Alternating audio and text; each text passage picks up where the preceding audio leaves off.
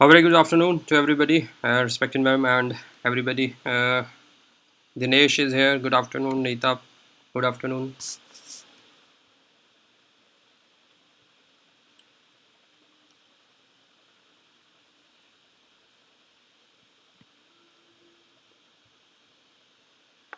Hello, Michael. How are you? Good afternoon. Welcome to today's lecture.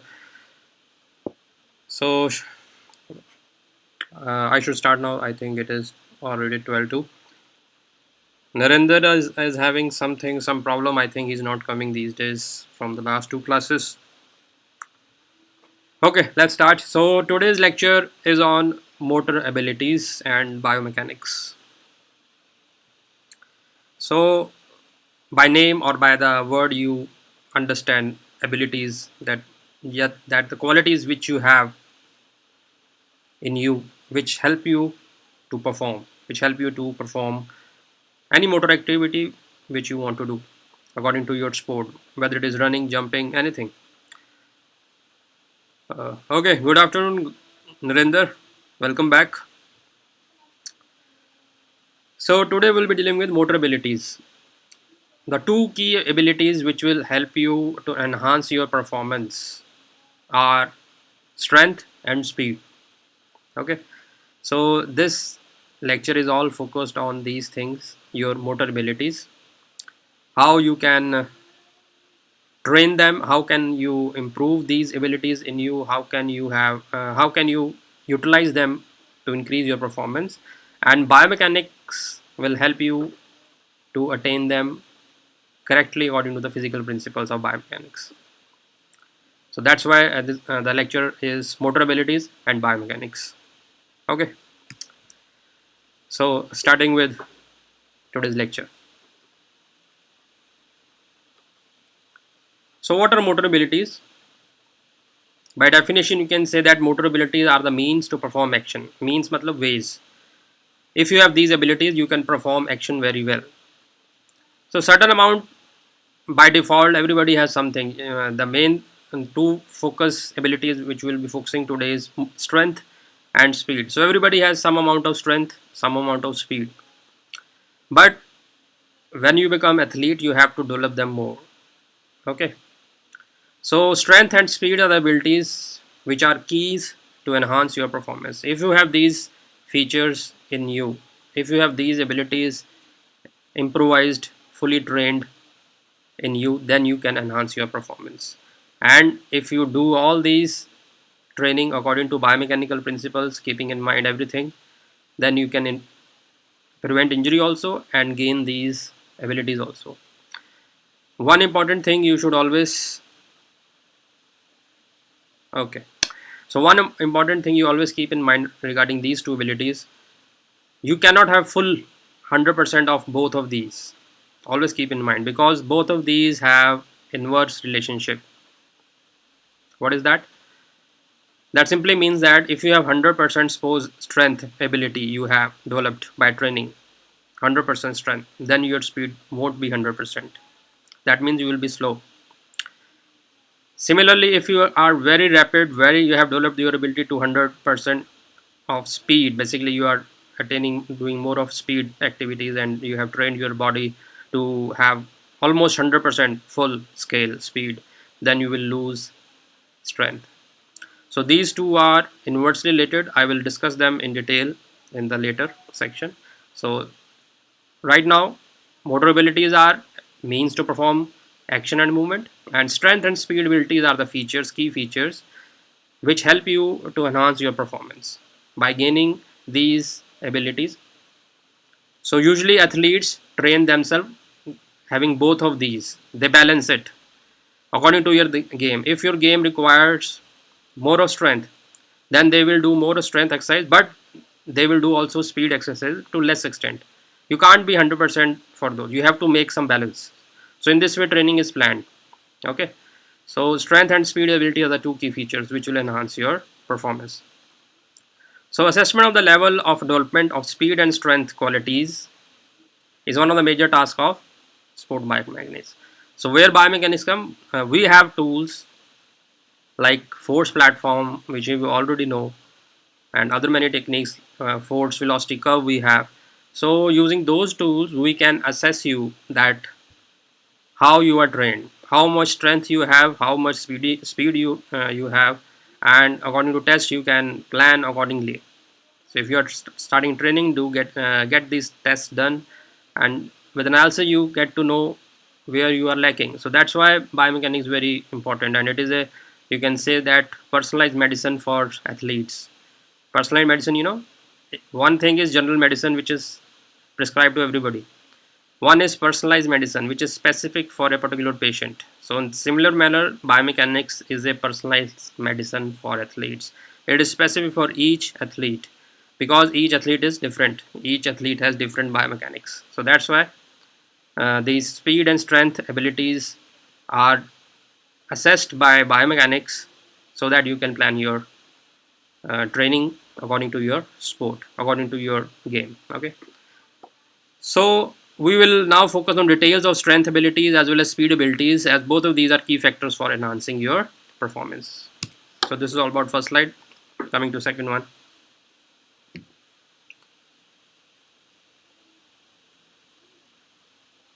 So coming to first ability, strength. So what is strength? So by picture you can easily get an idea that strength is to lift weights, generate a lot amount of force. So it is very close to that. So strength is the ability to generate maximum force to overcome inertia or load. So what that means? So that simply means if you want to lift a weight like 200 kgs or something, so you have to develop that amount of force so that you can lift it maximum which you can. If you have don't that ability to generate that amount of force which is equivalent to that weight, then you cannot lift that weight. So what is strength? Strength is the ability to generate maximum force to overcome inertia. You have to produce more force to lift it. Okay. So this is the idea. This is a simple definition of strength. So in humans, this force against this load or resistance or weight is generated by muscles. So muscles are there to generate force, which will help you to generate that amount of force so that you can lift the weight. And this is also known as muscular strength. So most of the times the resistance is in the form of weights. Usually in the training, you do strength training by lifting weights.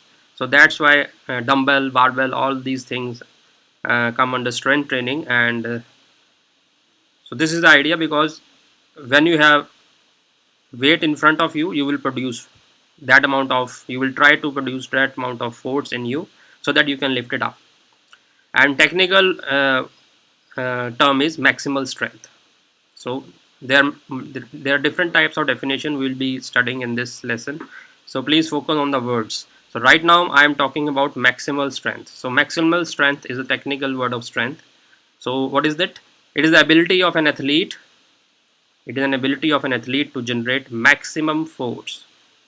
Please focus on maximum. जितनी भी is this means जितनी भी आप force produce कर सकते हैं, maximum your abilities. So maximal strength is the ability of an athlete to generate maximum force against a given load. In other words, how much weight you can lift with a given movement or exercise is your maximum strength. If your maximum strength is less than particular weight, you cannot lift that weight. This is a simple idea. Okay. So if somebody asks you to define maximum strength, so you have to write here maximum force is the word, keyword. So maximal strength is the ability of an athlete to generate maximum force against a given load so that he can or she can lift it. Now common lifts are the deadlifts, bench presses. These are the exercises which you perform to do strength training. So this is maximal strength. I hope it is clear. What is maximum strength? So maximum strength, once again I repeat, is the maximum force which you can generate. There is no time factor involved here, which will be there in the later definitions. So this is simple, the maximum force which you can generate to lift a weight. Okay. Now there are some terms to further quantify this muscular strength. There are some terms. So these are the three terms. First one is maximal muscular performance. We call it as Pmax. Maximal muscular performance. Second one is maximal force. We call it Fmax. And the third term is maximal velocity, we call it as Vmax. So these three terms are there to describe muscular strength. Okay, now I'll give you an idea of each of these three one by one. Coming to maximal muscular performance, Pmax. So what is Pmax? Just to focus on this example, you will understand very easily. Suppose you are taking a vertical jump, you are performing a vertical jump. So the point at which you reach highest, for example, you reach 33 inches. Okay, so this maximum height which you have reached is your maximal muscular performance. So this will depend, this parameter depends on the sport you choose. If you choose a sport of throwing something like throwing a ball, so in that case the range will decide your maximum muscular performance. For example, you have uh, thrown a ball up to 2 meters, maximum you can throw up to 2 meters, then your maximal muscular performance in case of throwing is 2 meters. Okay, similarly, if you jump to 43 inches, for example, okay, then your Pmax will be 43 inches. So simply Pmax is what? It is your maximum sport performance, whether you jump or throw, do any activity, so that we can quantify your maximum performance is known as Pmax. Okay, I repeat, what is Pmax? Pmax is your maximum sport performance. It is dependent on the sport which you do. Either you are jumping, you are running, you are throwing a ball. So which is your best thing, which is the best performance, that is quantified as Pmax. Okay. Now coming to Fmax and Vmax. Fmax is the force, maximum force which you produce, and velocity is the maximum velocity. So first of all, focus on Fmax. So in the same example, if you jump up to 33 inches and your Pmax is 33 inches in vertical jump, right? Now in such movement, the point where force scale, or like force scale is what today's we have force platform to measure your forces, right? So the force scale reading is max, that is your Fmax. So when you jump to your best, like 33 inches is your best performance, Pmax is 33 inches, or in that movement the point where you have maximum force produced by your muscles is known as Fmax. Okay, and unit is unit is Newton, so it remains Newton. Okay, now what is Vmax?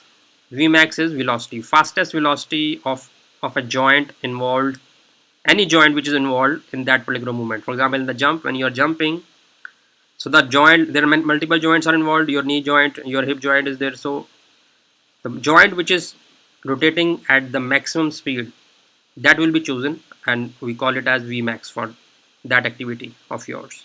Okay, so there are two aspects of Vmax. Either we choose joint angles, then it will be in the degree per second. So in the Vmax, when you are taking an account of joints, so the fastest joints will give you degree per second, and that is your Vmax. On the other hand, we can also quantify Vmax in the term of center of mass. So center of mass, where your whole mass, body mass is distributed. If we are focusing on that, so movement of that center of mass is quantified as Vmax. कितनी fast आपका center of mass move हुआ उस particular activity में. So that is your Vmax. So I think Fmax and Vmax is clear now. So Fmax is the maximum force reading which came when you have performed your max activity. Okay, so for example is jump, and in that particular activity the joint which performed best, which was fastest, will give you a Vmax in the degree per seconds. On the other hand, if you are focusing on the center of mass, then meter per second is the unit. So this is Fmax and Vmax. Okay, now what is the relationship between these two, Fmax and Vmax? So next slide will let you know. So basically the principle is the same which I have told you in the first slide, that there is inverse relationship. So Fmax and Vmax have parametric relationship. This is point one. What is parametric?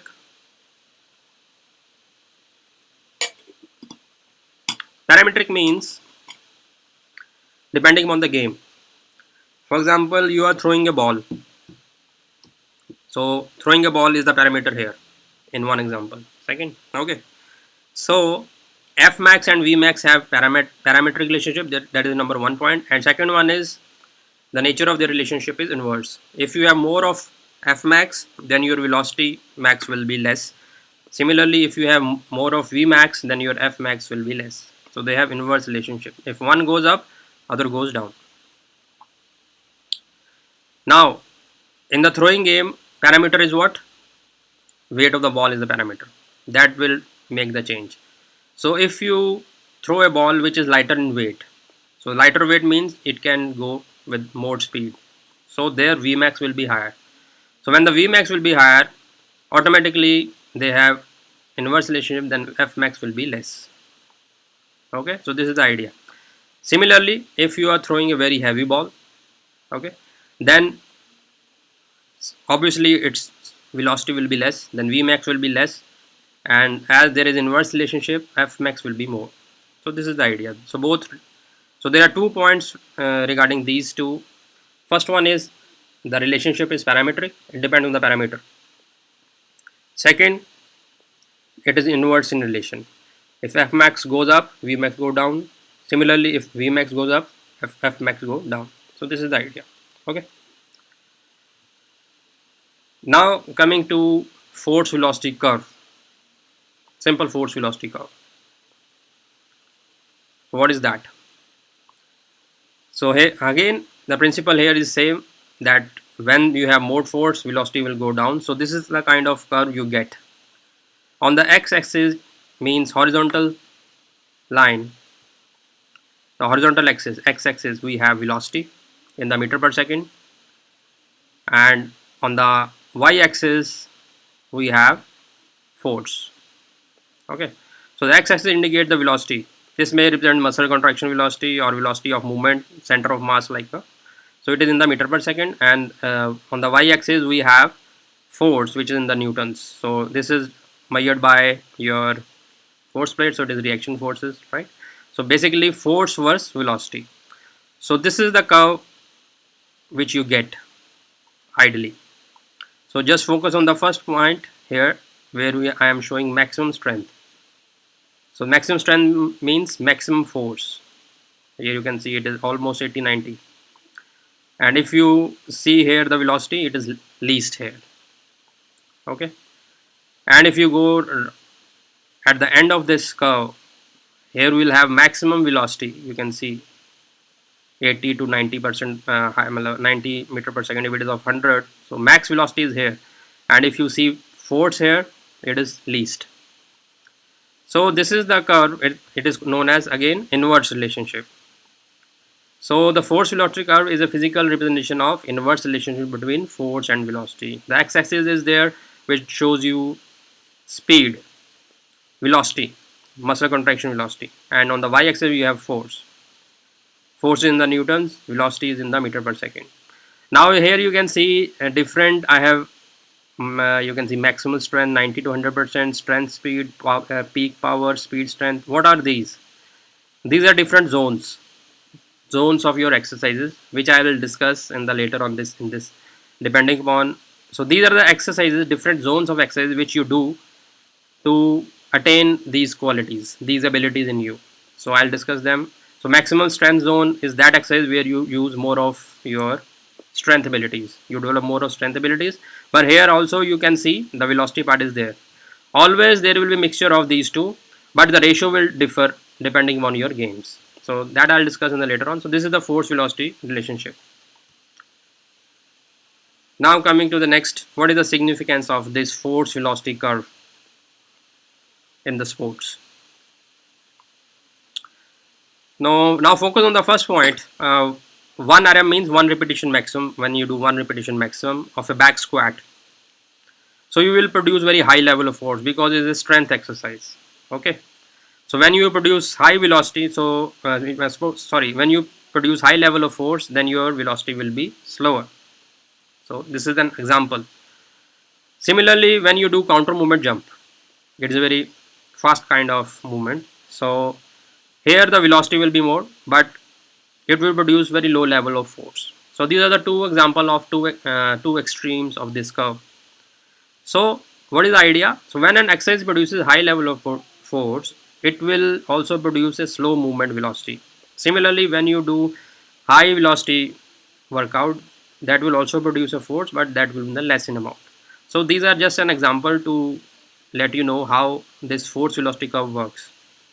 Now, what is the muscular basis for this? What is the muscular physiological reason for this happening? The physiological reason is your cross bridges in the muscle. If you have studied physiology, when muscle contraction happens, then cross bridges of actin and myosin filaments are there. They cross bridge and they slide over each other and do the contraction. So when you do exercises with slow velocity, then you have more time to make more of cross bridges, and that will lead to development of more force.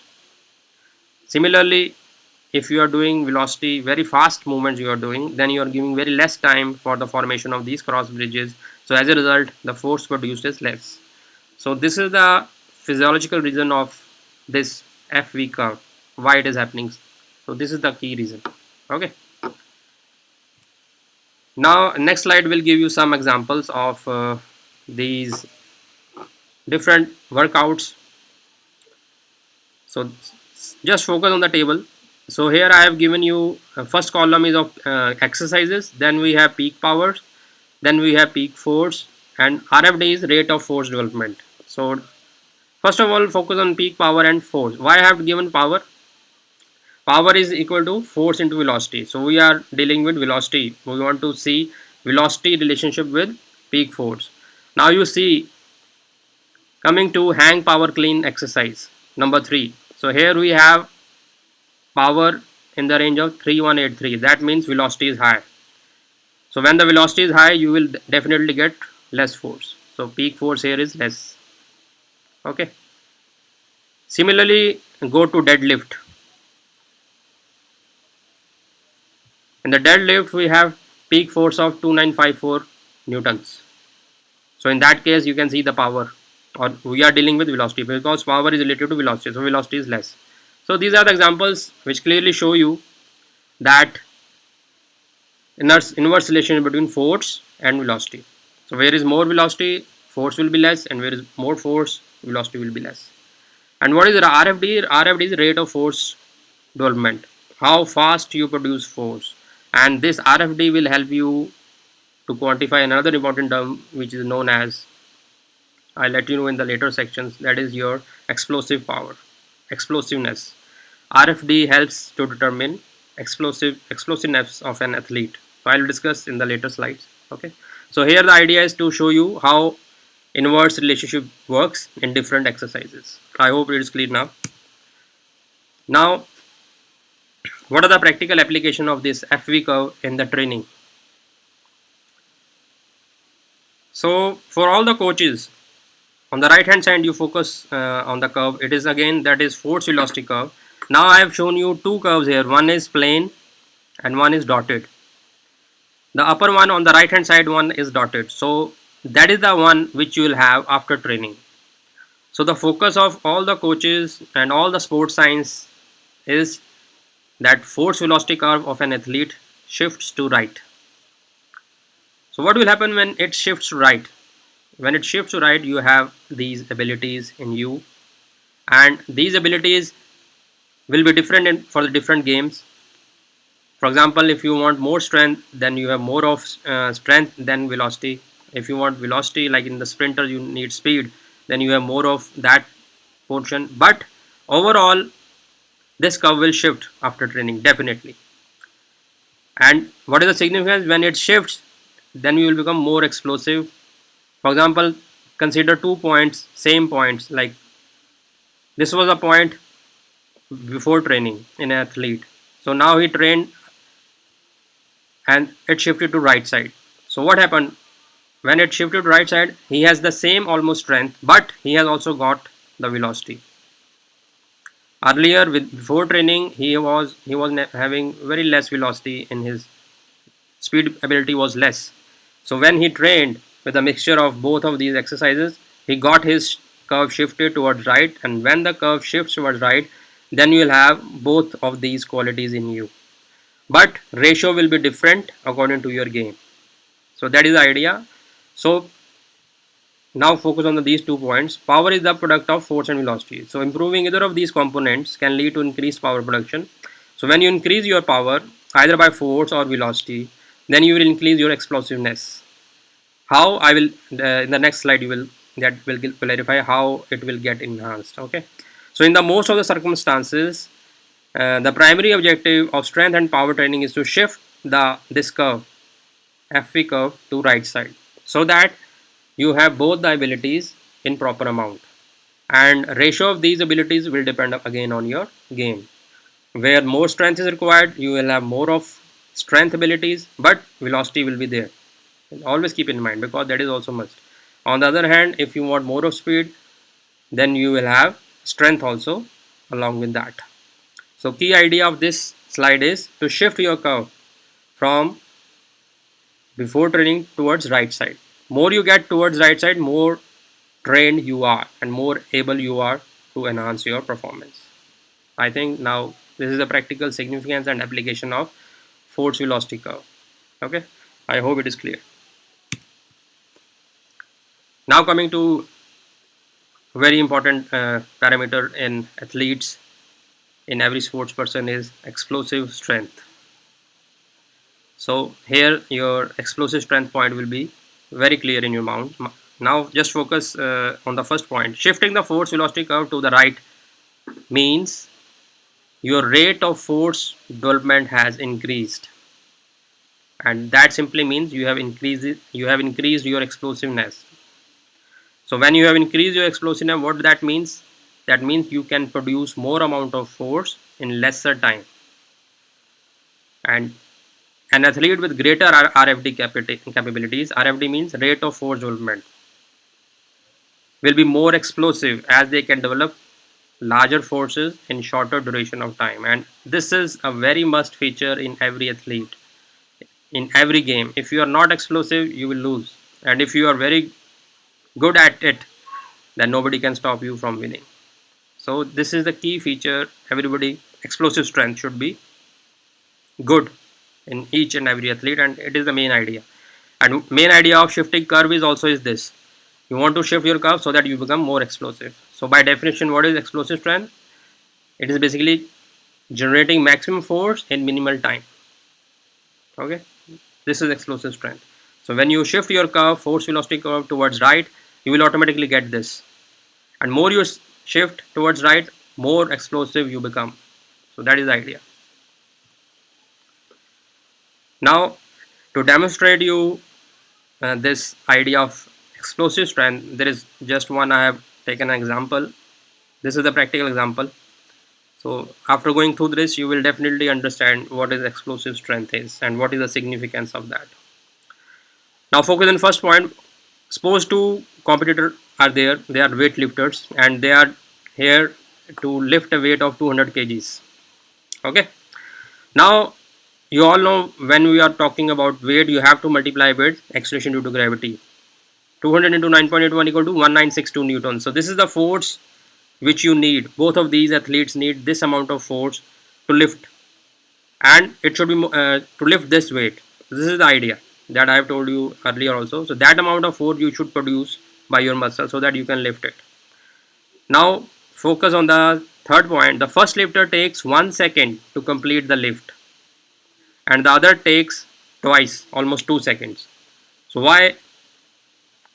The answer is explosive strength of player 1 is more. How?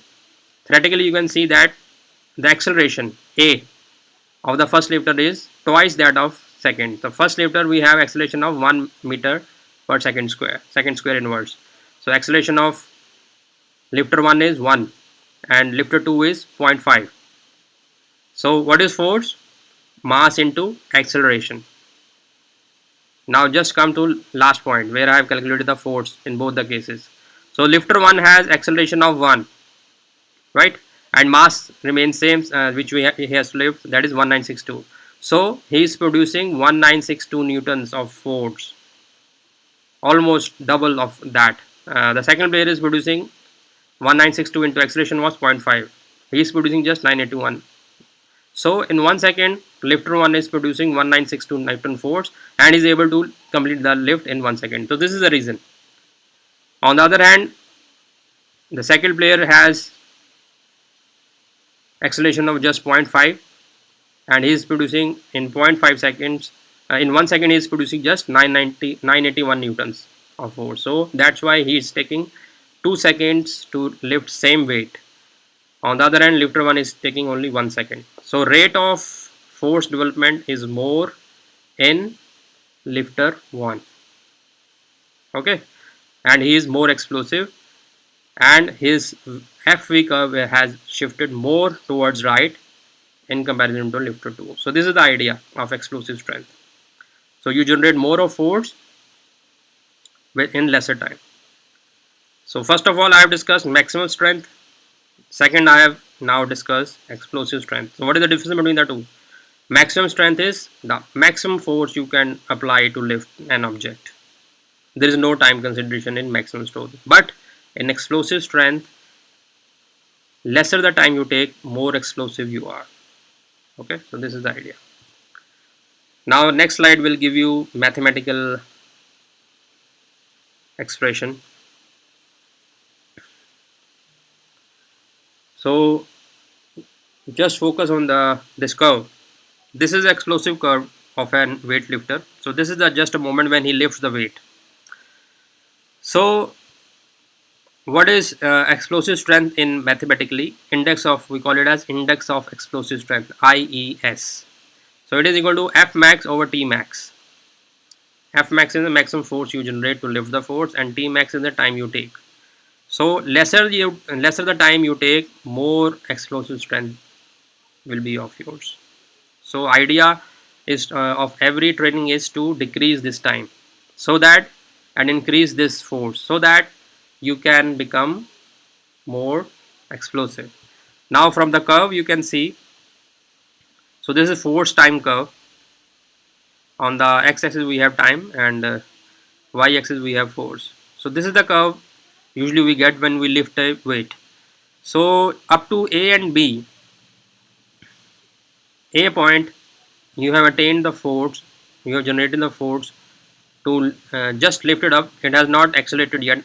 This means you have not lifted. When you have to lift to up to some height, so that is the shaded area. That much force you have to generate. That's why I have written here load moving. Up to this point, the load is static. You have just hold it up and you have lifted it up. When you lift it up, this is the force which you have generated. So this is the max force. Okay. Now from here we get the T max. So F max is the maximum force which you have generated, and here the T max. So what is your IES? Explosive strength is F max over T max, and lesser the T, more is your explosive strength. So this is just a mathematical idea to let you know what it is mathematically. Okay. Now coming to the next slide. Now this slide will again showing you the advantage of force velocity curve again.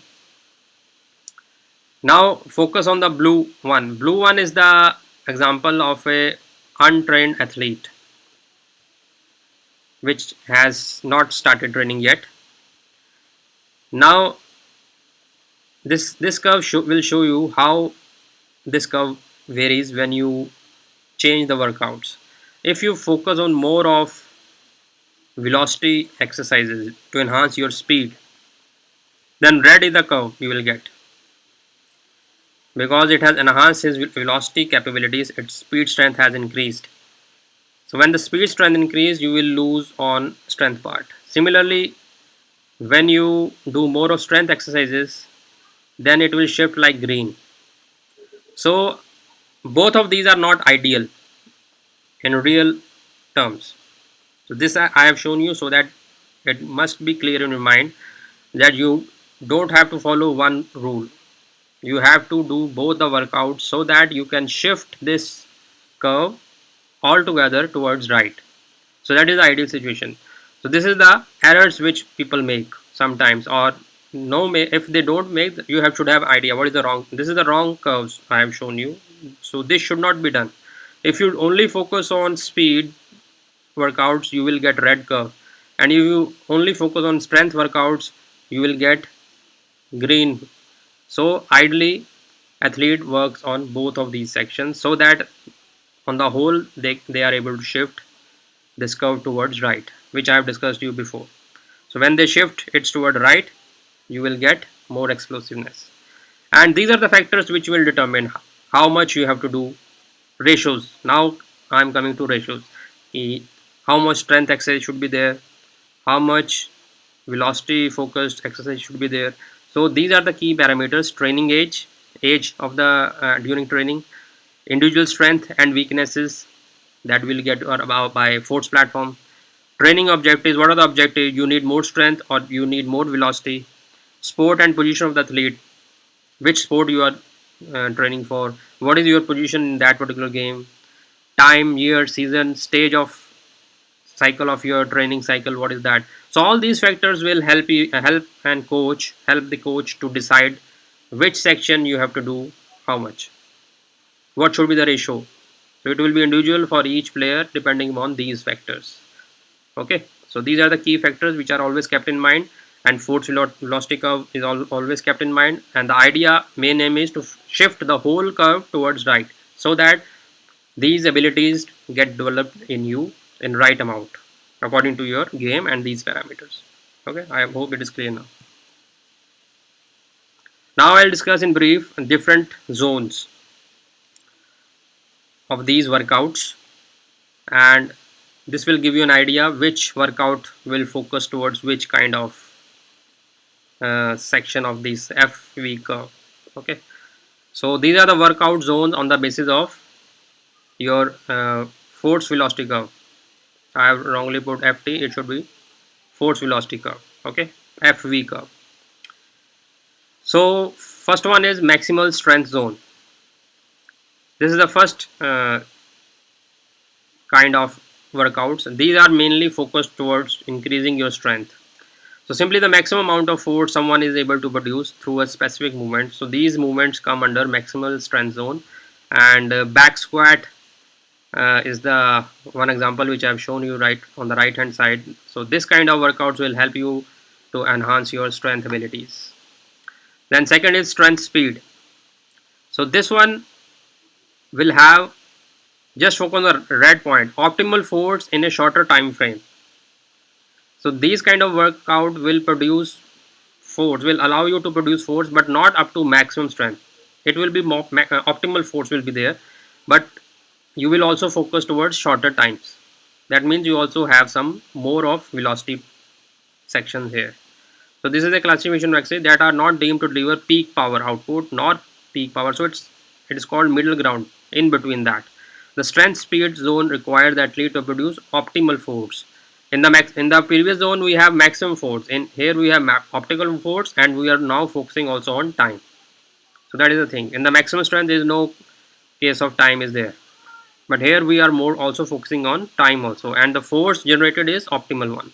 And the examples here are snatch, clean and jerk, snatch press, etc. comes under this zone.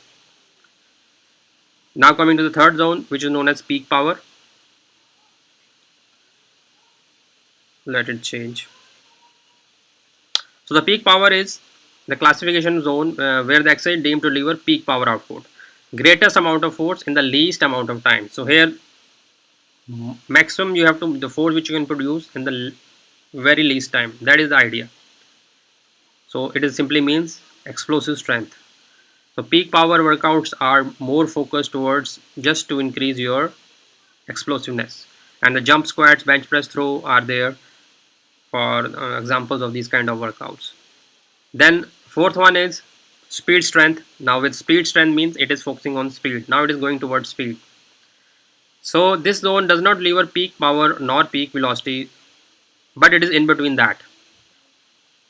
So here peak force would be expected to be even lower than that strength speed due to greater restriction on time. So here more focus will be towards speed, but somehow strength is also there, but not but less than peak power previous zone. Okay, and slow stretch, shortening, polymetric drills are there, as examples like counter movement jumps are used for these kind of workouts. So now balance is shifting towards speed side, but strength is also there. But strength which is there, it is less than earlier zones. And the last one zone is maximum velocity, maximal velocity we call it, and this is totally focused on increasing your velocity and sprinting, like short stretching polymetric drills are there, hopping, bounding, sprinting exercises are there. So these are the zones which are depending, which have been classified on the basis of force velocity curves. And please note the last point which I have mentioned. These different training zones are merely guidelines to various intensities and can be manipulated to fit the athlete. So all these are on the will be decided on the basis of individual athlete. There is not any fixed key you have to do this only. Depending on the biomechanics, depending on the body segment parameters, depending on the game, depending on the age, this will be decided individually according to the your player. Okay, so always keep this in mind. Now coming to two more strengths, we have different strengths. Mere definition is a little bit different. So one is relative strength and one is speed strength. So what are these? So relative strength, it is defined as the force produced per unit body mass.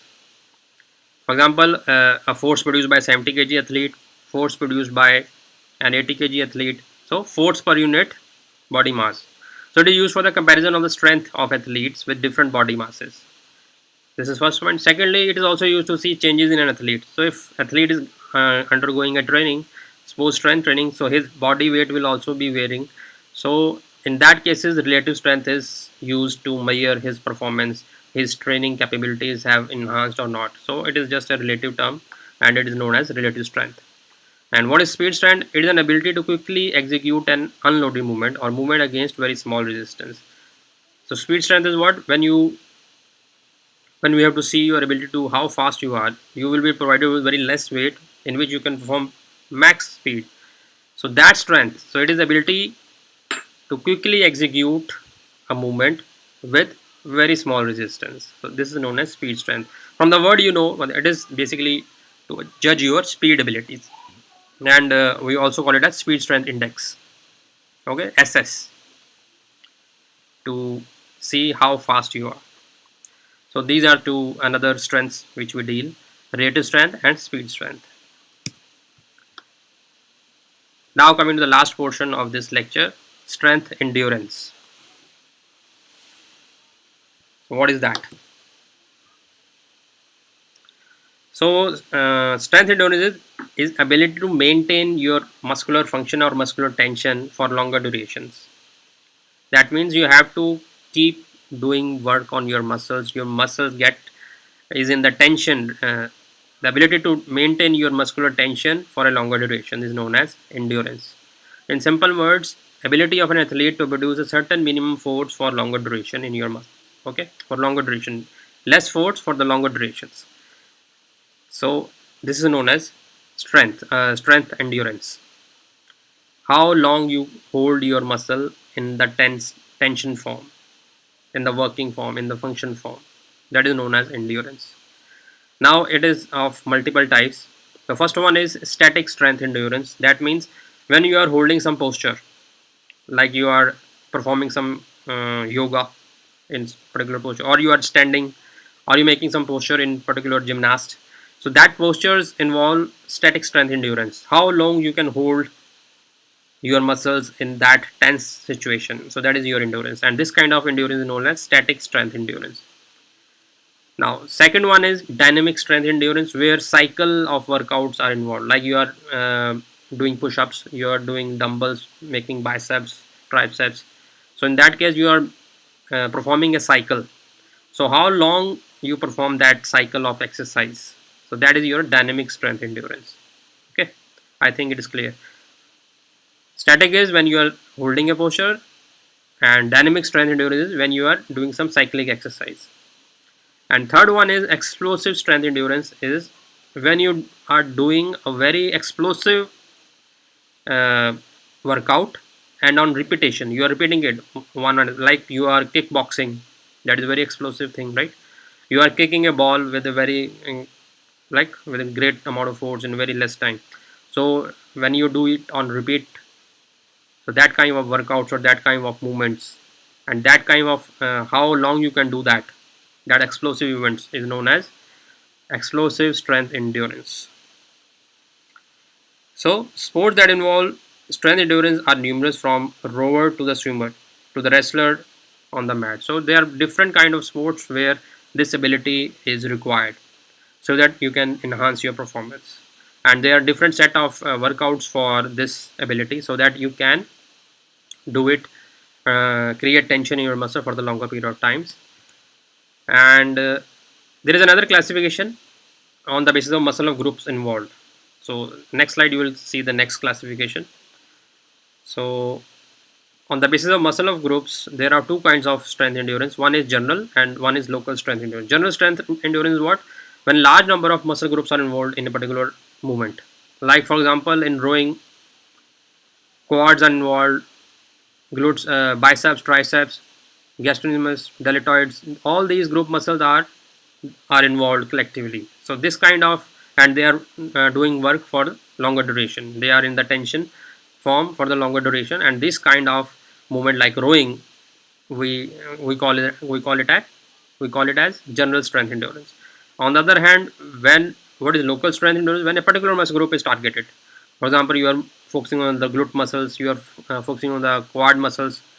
So so that targeted muscles workout is known as, for the longer period of time, is known as local strength endurance. For example, upper body muscles of the chest and upper back, deltoids and triceps are focused in the bench press.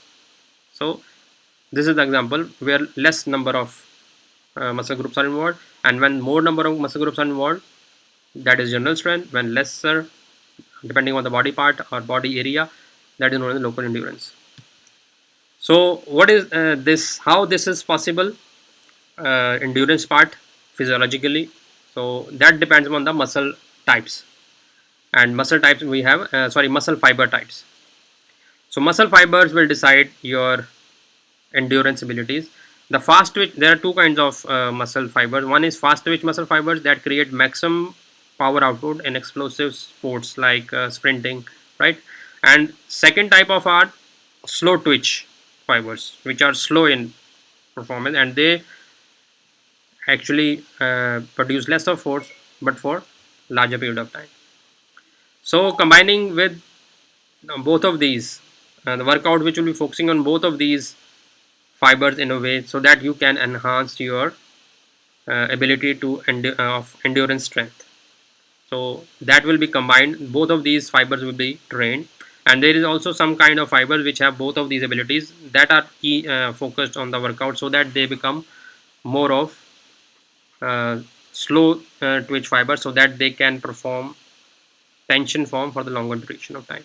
And this way you can have strength endurance in you. So this was the idea. So muscle fibers are responsible for this kind of ability in you. So this was it all about your abilities in today's lecture. And thank you very much for being here. Please share your experiences. Hope everything is clear. If you have any question, please WhatsApp me or you can comment here. And thank you very much.